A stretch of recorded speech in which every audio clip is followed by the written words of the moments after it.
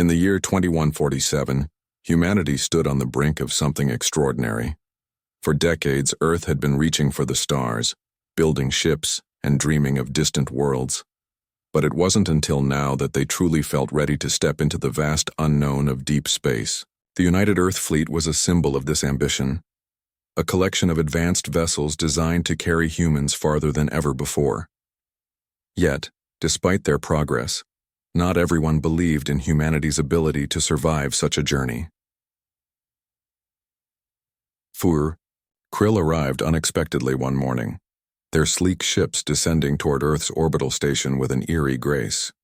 These aliens were unlike anything humanity had encountered before. Their bodies were tall and slender, encased in translucent exoskeletons that shimmered faintly under the artificial lights. Their voices carried a strange melody, both beautiful and unsettling. They came not as enemies but as observers, claiming to have watched humanity's efforts from afar. Commander Alex Carter stood at the center of the meeting room aboard the orbital station, his hands clasped behind his back. Around him, representatives from Earth's government and military gathered, their faces tense with anticipation. At the far end of the table sat the Krill ambassador, its elongated limbs folded neatly in front of it. Its large, multifaceted eyes scanned the room, taking in every detail. "You are fragile," the ambassador began, its voice resonating softly. "Your biology is ill-suited for the rigors of deep space.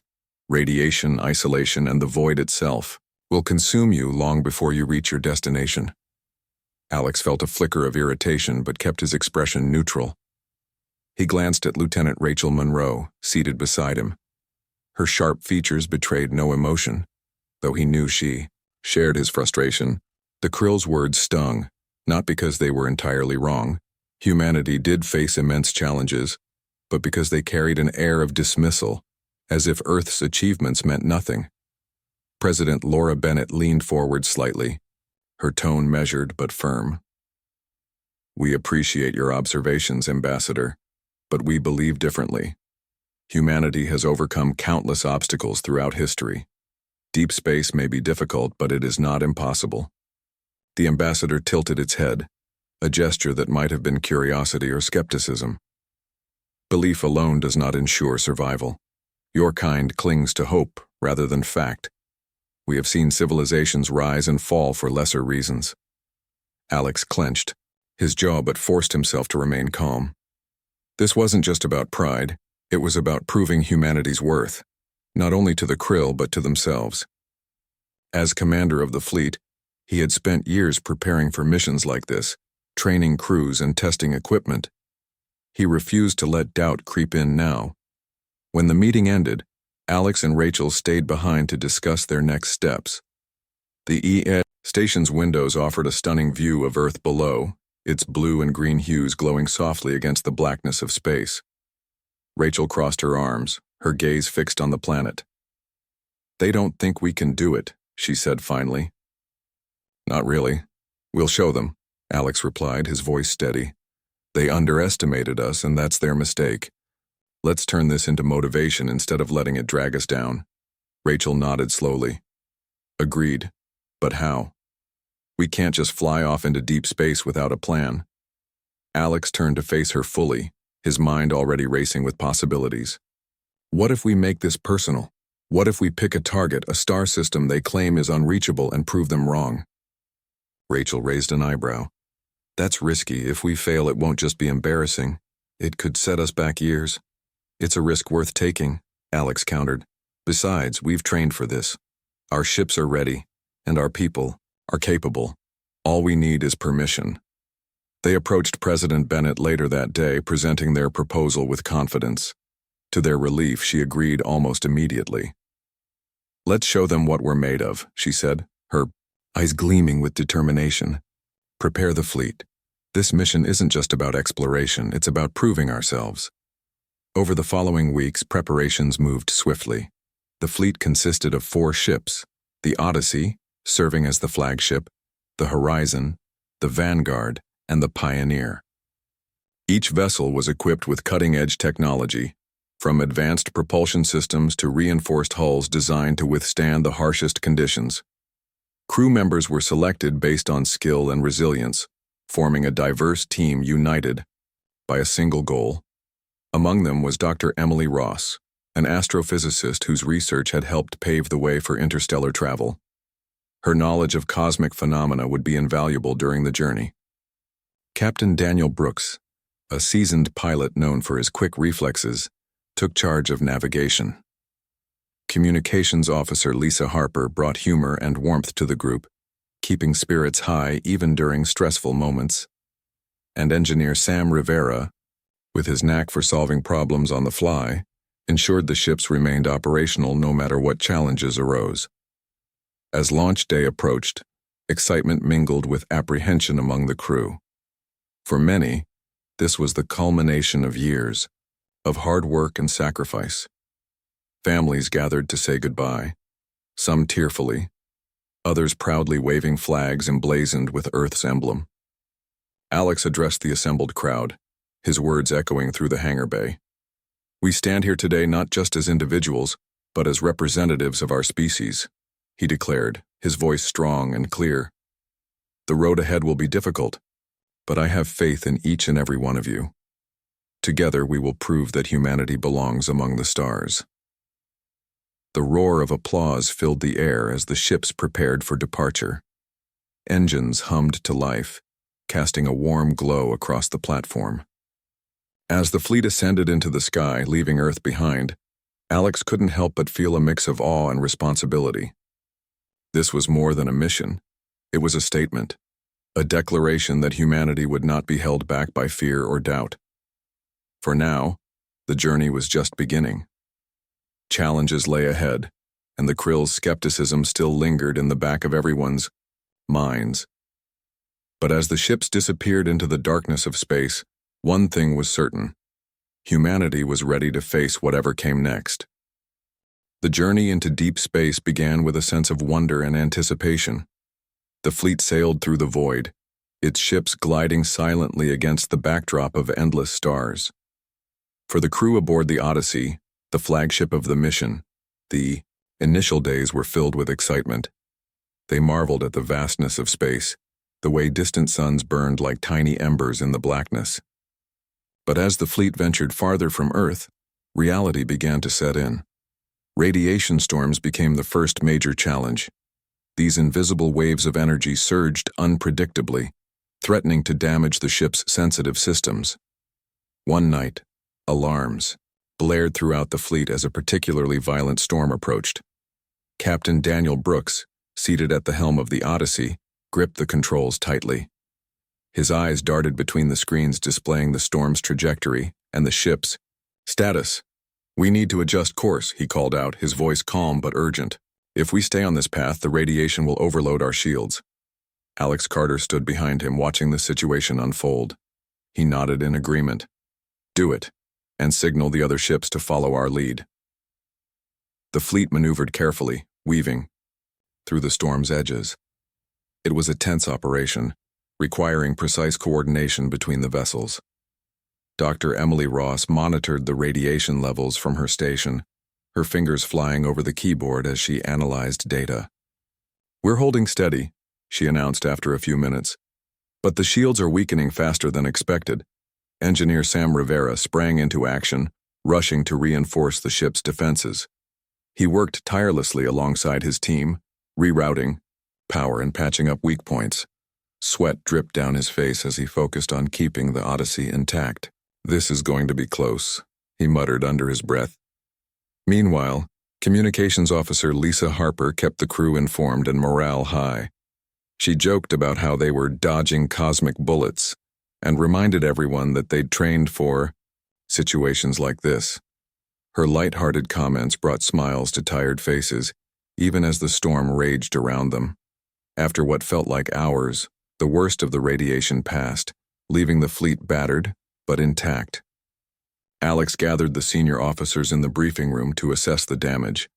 "We made it through," he said, his tone firm. "But this isn't the last challenge we'll face. We need to stay sharp and work together if we're going to succeed." "Rachel," Monroe added, The krill were right about one thing. Deep space isn't forgiving. But that doesn't mean we can't handle it. Every problem we solve brings us closer to proving them wrong. As the fleet continued onward, life aboard the ship settled into a rhythm. Days blurred together, marked by routine maintenance, scientific observations, and brief moments of rest. Yet beneath the surface, tensions simmered.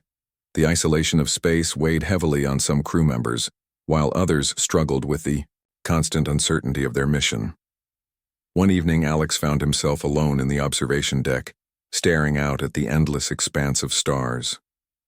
The silence was both peaceful and unnerving, a reminder of just how far they had come and how much farther they still had to go. He was lost in thought when Rachel entered, carrying 2 cups of coffee. "You looked like you could use this," she said, handing him one of the cups. She leaned against the railing beside him, gazing out at the view. "It's beautiful, isn't it? All that emptiness." Alex took a sip of the coffee, savoring its warmth. "Beautiful, sure, but also terrifying. Out here, there's no margin for error. One mistake and it's over." Rachel nodded. "I know, but that's why we're here. To push past those limits. To show the universe that humanity can adapt, survive, and thrive." Her words resonated with Alex, reminding him of why they had embarked on this mission in the first place. Still, doubts lingered in the back of his mind. What if they weren't ready? What if the krill were right? Their conversation was interrupted by an urgent alert. Sensors aboard the Odyssey detected an anomaly. Ahead, a massive energy field surrounding a mysterious planet. It shimmered faintly, almost like a mirage, pulsating with an otherworldly glow. Alex and Rachel exchanged a glance before hurrying to the bridge. "What do we have?" Alex asked as he entered, his voice commanding attention. Dr. Ross turned to face him, her expression a mix of awe and concern. "It's unlike anything I've seen before. The energy readings are off the charts. It seems to be some kind of barrier, possibly artificial." Captain Brooks adjusted the ship's course to get a closer look. As they approached, the barrier loomed larger, its presence both mesmerizing and intimidating. The fleet slowed to a crawl, wary of getting too close. "This could be trouble," Sam Rivera said, scratching his head. "If it's a defense mechanism, we might not be able to pass through without triggering something nasty." Alex frowned, considering their options. "We need more information. Lieutenant Brooks, prepare a shuttle for a reconnaissance mission. Take Dr. Ross and Engineer Rivera with you. See if you can gather any data on this thing." Brooks nodded, already moving toward the hangar bay. Emily and Sam followed, their minds racing with possibilities. The shuttle detached from the Odyssey and drifted cautiously toward the barrier. As they drew nearer, the energy field seemed to react, sending out ripples like water disturbed by a stone. Inside the shuttle, Emily studied the readings intently. "There's a pattern here," she said, her voice tinged with excitement. "It's almost like a code. If we can decipher it, we might be able to disable or bypass the barrier." Sam leaned over her shoulder, squinting at the data. "That's assuming it's even possible. This tech is way beyond anything we've encountered." Lisa Harper's voice crackled over the comms. "How's it going out there? You guys finding anything useful?" Brooks grinned despite the tension. "We're working on it. Give us a few more minutes." Back on the Odyssey, Alex and Rachel watched the shuttle's progress anxiously. Time seemed to stretch endlessly as they waited for news. Finally, Brooks's voice came through, calm but urgent. "Commander, we found something. A structure near the edge of the barrier. It looks like a control panel or gateway of some kind. If we can activate it, we might be able to pass through safely." Alex's heart raced. This was it, their chance to prove themselves. But activating the gateway wouldn't be easy. It required precision and coordination, with no room for error. He turned to Rachel. "Tell me what you think." She hesitated for a moment, then met his gaze. "It's risky, but we don't have a choice. If we back down now, we'll never know what's on the other side. Let's do it." With a deep breath, Alex gave the order. Brooks, proceed with caution. We'll guide you every step of the way. As the shuttle crew worked to decipher the alien controls, the rest of the fleet prepared for whatever came next. The barrier loomed ahead, a test of humanity's resolve and ingenuity. For better or worse, they were about to find out if they truly belonged among the stars. The barrier loomed ahead, its shimmering surface pulsating with an eerie energy. Inside the shuttle, Captain Daniel Brooks, Dr. Emily Ross, and engineer Sam Rivera worked feverishly to decipher the alien controls embedded in the structure they had discovered. The device resembled a panel of glowing symbols, each one shifting and rearranging as if alive. It was unlike anything humanity had ever encountered.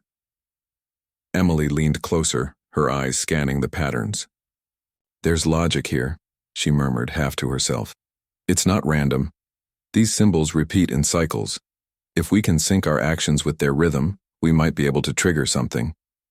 Sam wiped sweat from his brow, his hands steady as he adjusted the shuttle's instruments. "Let's hope you're right. This thing feels like it could fry us if we mess up." Brooks kept one hand on the controls, ready to pull the shuttle back at a moment's notice. "We don't have much time. The fleet is waiting, and this barrier isn't getting any friendlier." Back on the Odyssey, Alex Carter paced the bridge, his mind racing. Lieutenant Rachel Monroe stood nearby, her arms crossed as she watched the live feed from the shuttle. Every second felt like an eternity. The rest of the crew worked silently, their focus unwavering as they monitored the situation. "Commander," Lisa Harper called out from her station.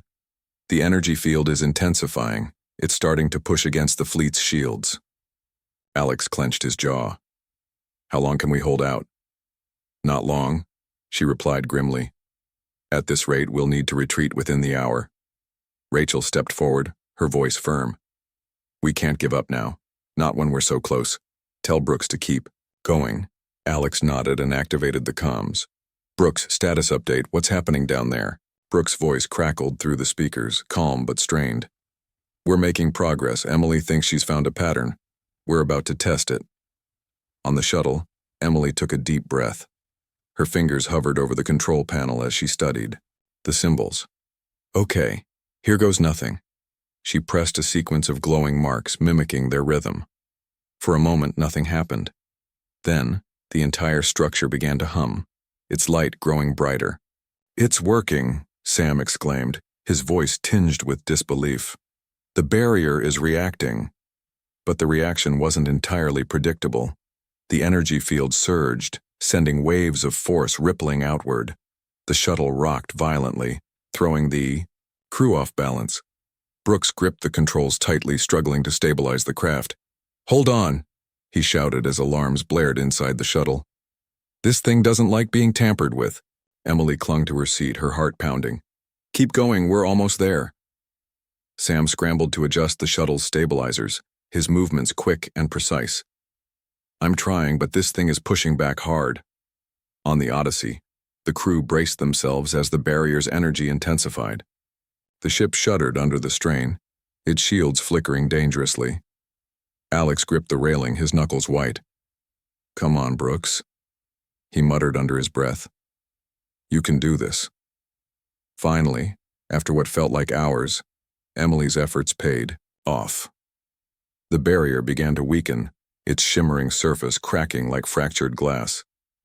A narrow opening appeared, just wide enough for the fleet to pass through. Brooks let out a triumphant laugh. "We did it! The gateway is open!" Alex's face lit up with relief and determination. "Great work, team. Now get back here, we're moving through." As the shuttle returned to the Odyssey, the fleet prepared to make its move. Alex addressed the crew over the intercom. "This is it, everyone. Stay sharp and follow my lead. We're breaking through that barrier together." The ships lined up in formation, their engines roaring as they approached the opening. One by one, they slipped through, the barrier closing behind them with a final, resounding pulse. On the other side, the crew was greeted by a sight that took their breath away. Before them stretched a vast expanse of stars, more brilliant and vivid than anything they had seen before. At the center of it all was a planet, lush and vibrant, With swirling clouds and twin suns casting golden light across its surface, it was a world teeming with life, or so it seemed. Dr. Ross stared at the planet in awe. It's incredible. I've never seen readings like this.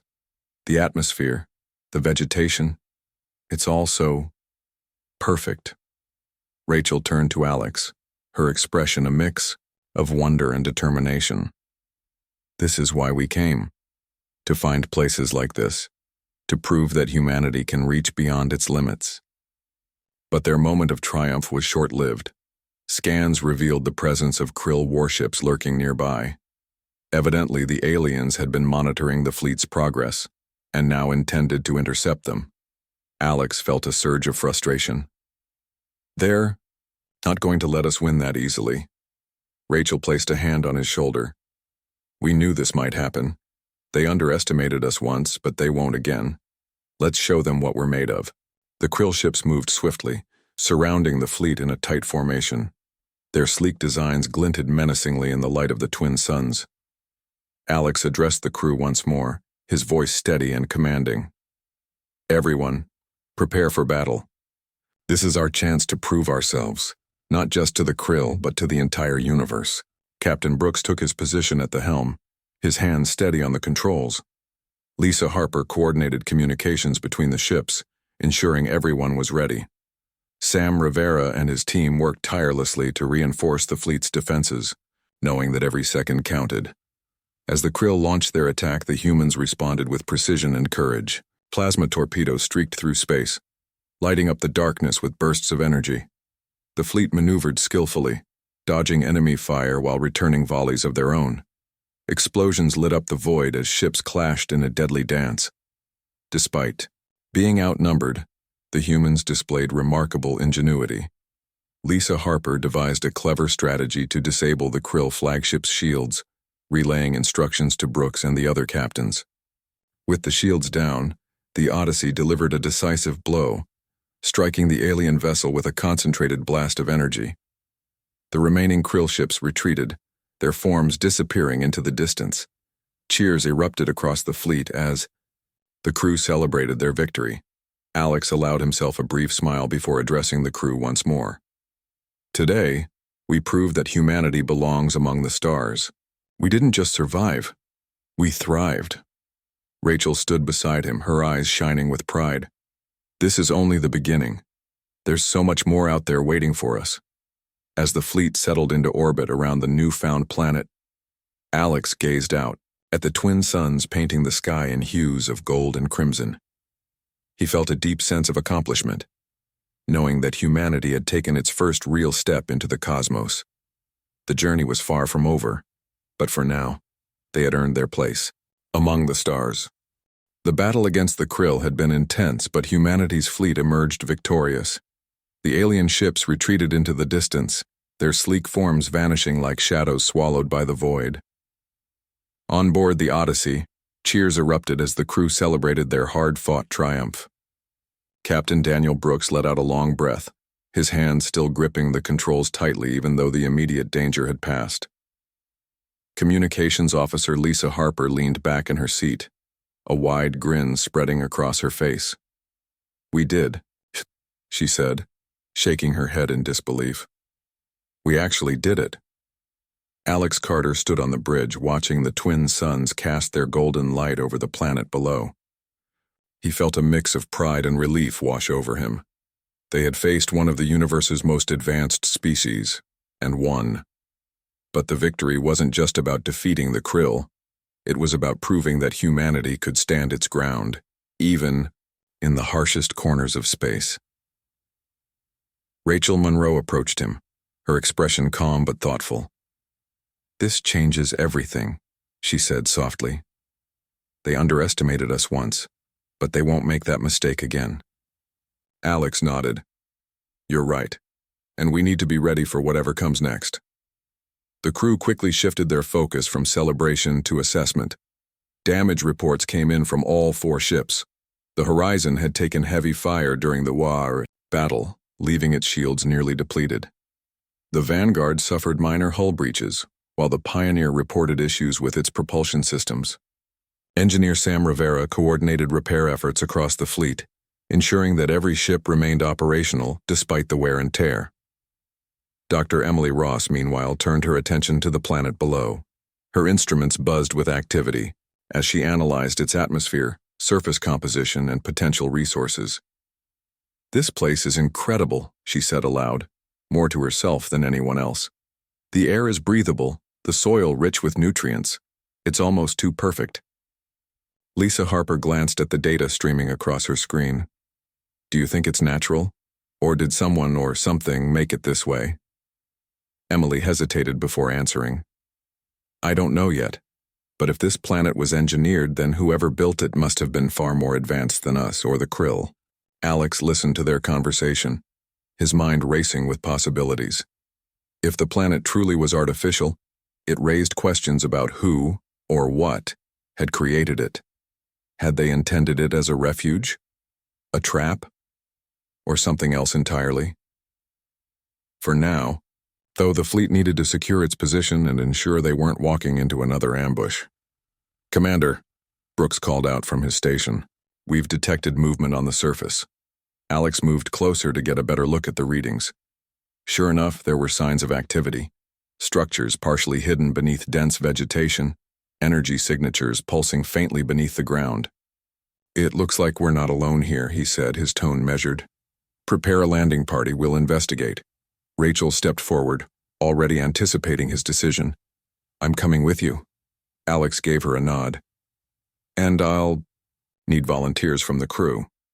This could be dangerous." Within minutes, a team was assembled.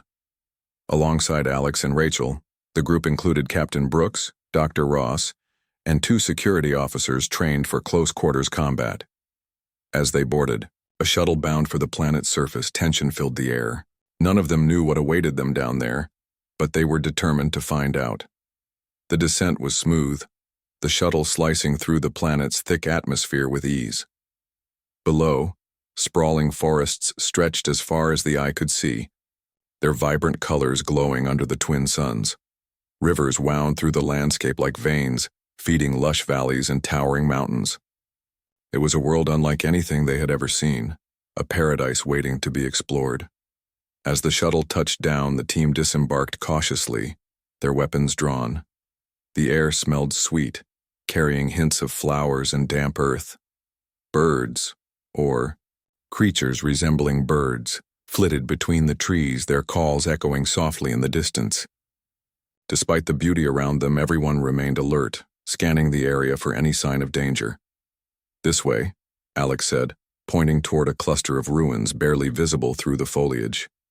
"Let's check those structures first." The ruins turned out to be remnants of an ancient civilization, their architecture both elegant and alien. Smooth stone walls curved upward, forming arches that seemed to defy gravity. Strange symbols covered the surfaces, glowing faintly as if alive.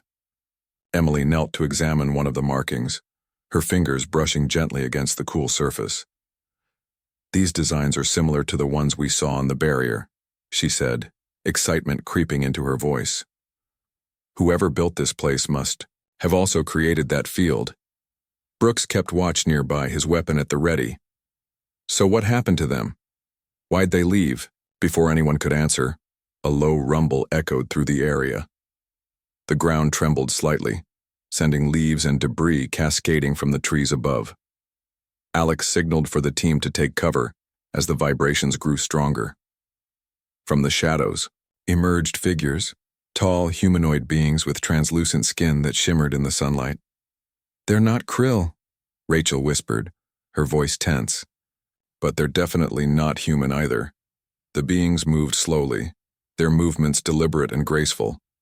One of them stepped forward, raising a hand in what appeared to be a gesture of peace.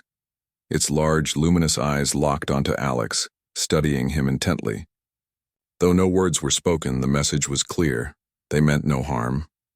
Alex lowered his weapon cautiously, signaling for the others to do the same. "We're not here to fight," he said aloud, hoping the gesture would convey his intent. Whether or not the beings understood him, They seemed to respond positively, stepping aside to reveal a path leading deeper into the ruins. "What now?" Brooks asked, his voice low. "We follow them," Alex replied firmly. "If they're willing to show us something, we need to see where this leads." The team proceeded carefully, following the mysterious figures through winding corridors and open courtyards. Along the way, they encountered more artifacts, machines humming with energy, murals depicting celestial events, and devices that defied explanation.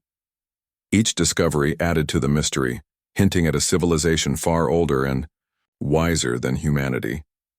Finally, they reached a massive chamber at the heart of the ruins. In its center stood a pedestal, glowing with the same energy that powered the barrier. The beings gathered around it, their expressions unreadable but calm. One of them gestured toward the pedestal, inviting Alex to approach. He exchanged a glance with Rachel, who gave him an encouraging nod. Taking a deep breath, he stepped forward. As he placed his hand on the pedestal, a surge of warmth spread through his body. Images flooded his mind. Stars forming and dying, galaxies colliding, civilizations rising and falling. It was overwhelming, yet strangely beautiful. When the vision ended, Alex stumbled back, his legs trembling. Rachel rushed to steady him. "What did you see?" she asked urgently. "It's a map," he managed to say, his voice shaky. "A map of the galaxy, and it shows paths, safe routes through space. These people, they knew how to navigate the stars. The implications were staggering. If humanity could decipher the map, it would unlock countless possibilities for exploration and survival." But there was also a sense of responsibility weighing heavily on Alex's shoulders. This knowledge came with risks, and not everyone might use it wisely. As the team prepared to return to the shuttle, the beings watched silently, their presence both comforting and enigmatic. Alex turned to them one last time, bowing slightly in gratitude. Whatever secrets this planet held, they had shared a piece of it willingly. Now, it was up to humanity to decide what to do next. Back aboard the Odyssey, Alex addressed the crew, sharing what they had learned. The room fell silent as he explained the map and its potential. When he finished, Rachel spoke up, her voice steady and resolute. "This isn't just about surviving anymore," she said. "It's about thriving, about becoming part of something bigger than ourselves." Alex nodded, feeling a renewed sense of purpose. Humanity had proven itself capable of reaching the stars, and now they were ready to chart their own course among them. The discovery of the map changed everything. Back aboard the Odyssey, Alex Carter gathered the senior officers in the briefing room to discuss their next steps. The crew buzzed with excitement, but Alex knew that the path ahead would not be easy. The map was a gift, a guide to the stars, but it also carried risks. Whoever controlled it could shape the future of humanity's expansion into the galaxy. Dr. Emily Ross stood at the front of the room, projecting holographic images of the map onto the table. Her voice was steady as she explained its significance. "This isn't just a chart of stars and planets," she said. "It shows safe routes through dangerous regions of space, areas filled with radiation, debris fields, and other hazards. Whoever made this map understood deep space better than we ever could." Rachel Monroe leaned forward, her sharp eyes scanning the glowing lines and symbols. "And it's not just for navigation," she added. "Look at these markers. They're pointing to resources, habitats, energy sources, even places where life might exist. This is a blueprint for survival." Captain Daniel Brooks crossed his arms, his expression thoughtful. "But why give it to us? Why now?" Alex nodded slowly. "That's the question, isn't it? Those beings down there, they didn't say much, but they trusted us enough to share this knowledge. Maybe they see something in us. Or maybe they want us to carry on what they started." Communications Officer Lisa Harper tilted her head, her tone lighthearted but serious. "Well, whatever their reasons, we can't waste this chance. If we play our cards right, we could rewrite the rules of space exploration." Engineer Sam Rivera chimed in, his practical nature shining through. "Rewriting rules sounds great, but first we need to make sure we survive long enough to use them. That means fixing up the fleet and preparing for whatever comes next. Alex agreed. You're right. We'll start repairs immediately. But we also need to figure out how to share this map with Earth without causing chaos. The decision weighed heavily on him. Humanity wasn't ready for all-out colonization of the galaxy, and revealing the map too soon could lead to greed, conflict, or worse. Yet keeping it secret felt wrong, like withholding a lifeline from a drowning person. He turned to Rachel. What do you think? Should we send part of the data back home? Rachel hesitated before answering. Yes, but carefully. We send only what they need to know. For now. Enough to inspire hope and encourage progress, but not so much that it sparks panic or competition. With a plan in place, the crew set to work. Repairs proceeded quickly, thanks to Sam's ingenuity and the tireless efforts of the engineering teams across the fleet. Meanwhile, Emily and Lisa worked together to translate portions of the map into a format Earth scientists could understand. It was painstaking work, requiring both technical skill and creativity, but they were determined to get it right. As the days passed, the fleet remained in orbit around the planet, using the time to study its mysteries further. The beings who had guided them to the map occasionally appeared near the ruins, observing silently but never interfering. Their presence was comforting, a reminder that humanity wasn't alone in the universe, even if they still had much to learn. Finally, the fleet was ready to depart. Alex addressed the crew one last time before giving the order to leave. We came here to prove ourselves, to show that humanity belongs among the stars. And we did more than that. We found allies, unlocked secrets, and opened doors that will change our future forever. Cheers erupted throughout the ships, echoing through the corridors. Morale was high, fueled by the sense of accomplishment and possibility. For many, this mission had been the culmination of years of hard work and sacrifice. Now they were returning home, not empty-handed but carrying treasures beyond measure. The journey back to Earth was uneventful compared to the challenges they had faced on the way out. The fleet followed one of the safe routes marked on the map, avoiding the dangers that had once seemed insurmountable. Along the way, Alex spent hours reflecting on everything that had happened. He thought about the Krill, whose skepticism had driven humanity to push harder and aim higher. He thought about the beings on the planet, their quiet wisdom and generosity. And he thought about the crew, the men and women who had risked everything to make this mission a success. When the fleet finally approached Earth, the sight of the blue-green planet brought tears to some eyes. Families gathered at the orbital station to welcome them home, waving flags and cheering loudly. News of their victory and the discovery of the map had spread quickly, sparking celebrations across the globe. President Laura Bennett greeted Alex personally, her face glowing with pride. "You've done something extraordinary," she said, shaking his hand firmly. "Not just for humanity, but for the future of all life in the galaxy." Alex smiled, humbled by her words. "We couldn't have done it without the crew, or the people back home who believed in us. This is just the beginning." In the weeks that followed, the story of the fleet's journey became legend. Scientists pored over the data from the map, making plans for new missions and technologies. Governments debated how best to use the information, balancing ambition with caution. And ordinary people looked up at the night sky with renewed wonder, knowing that humanity's place among the stars was no longer a dream. It was reality. For Alex and his crew, life began to settle into a new rhythm. Some chose to stay on Earth, sharing their experiences and helping to prepare for future missions. Others, including Alex and Rachel, signed up for another voyage, eager to explore the paths laid out by the map. As they prepared for their next adventure, Alex found himself standing once again in the observation deck, gazing out at the stars. Rachel joined him, her expression thoughtful. "What happens now?" she asked softly.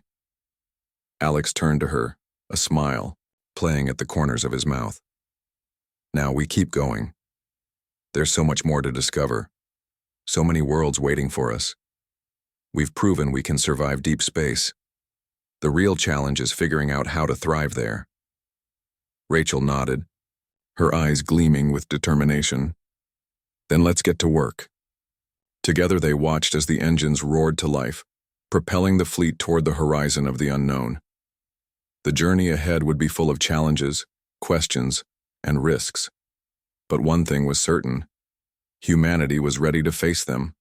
With courage, ingenuity, and an unshakable belief in their potential, they would continue to reach for the stars and beyond.